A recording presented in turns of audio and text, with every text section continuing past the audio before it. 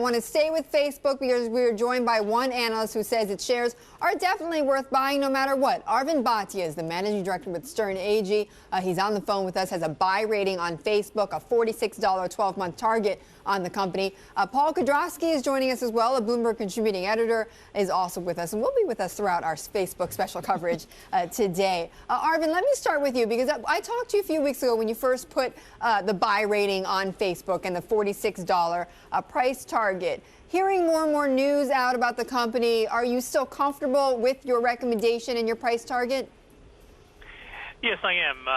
Thanks for having me. Look, I think we've said then, and we're going to say it again today, that this is a multi-year story.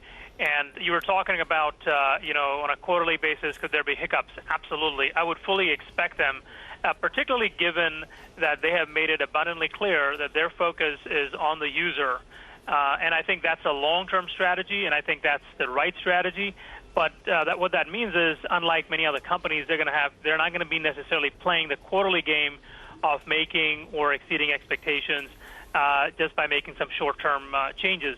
So expect that volatility in the stock and in the company's results for quite some time. What do you mean quarterly game? You mean that they're not going to try to set the ball low or bar low and exceed that, or what do you mean? Or, sometimes companies will take short-term decisions which will help the next couple of quarters, which may not be necessarily great for them 2 years, 3 years out.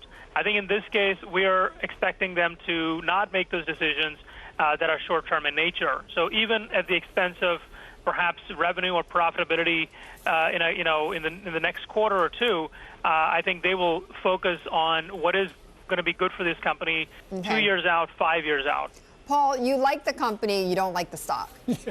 Yeah, in short, I don't. I mean, not to say we know what it's going to do Friday. My guess is that on Friday, this thing probably maybe closes at $60. We're going to blow out Arvind's target probably on Friday.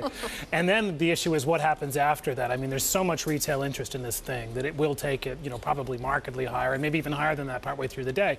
And so the question then is so what happens over the next sort of 6 to 12 months through these quarters that our guest is talking about? And my guess is that you're going to see a lot of volatility, in part because they're probably not going to manage to earnings expectations, but also because of this incredible overhang of stock. Because you have to remember that probably 2 years ago, Facebook went public. Most of us didn't notice. It just happened on something called second market. It happened, 18 months to 2 years ago. And what we're seeing now is it going public to everyone else with shares already, a huge overhang of stock in the secondary market in large institutional investors who will all cheerfully sell at prices from 25, 35, 45. So you're saying the next 12 months there will be this overhang of private investors who will want to dump their shares at some point, and then that's going to drive the stock lower. That's going to at least control the upside. It may not drive the stock down to $15, but it's going to make it harder for the stock to really ramp up over the next 6 to 12 months. That's a good point. Well, Arvind, what do you make of that? I think those are all valid points. I think we're all making the assumption that this is going to shoot up to those very lofty levels. Look, our 2-year price target is $59. So clearly we think that from the IPO price, there is significant upside. And the research report we put out was catered mainly for people who are making a decision on whether or not to get into the IPO, whether that price range the company is offering the stock at is a good price range to get in. Again, if the stock blows past our target price, that's something we'll have to take a look at.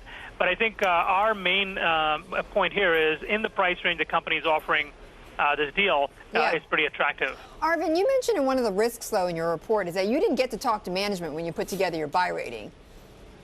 Correct. Is that unusual? Well, look, I think they are not allowed to talk to analysts during their quiet period. But, Facebook, like you guys were talking about earlier, this company effectively has been public for quite some time already, and we know from the last couple of years that there was a lot of demand for this. We saw their ad revenues continue to ramp. We also cover Zynga, which is a 10%, 11% revenue generator. So we do have that check as well. So we remain comfortable that in this case, despite the fact that we haven't talked to management, and that is a risk, that our analysis is correct.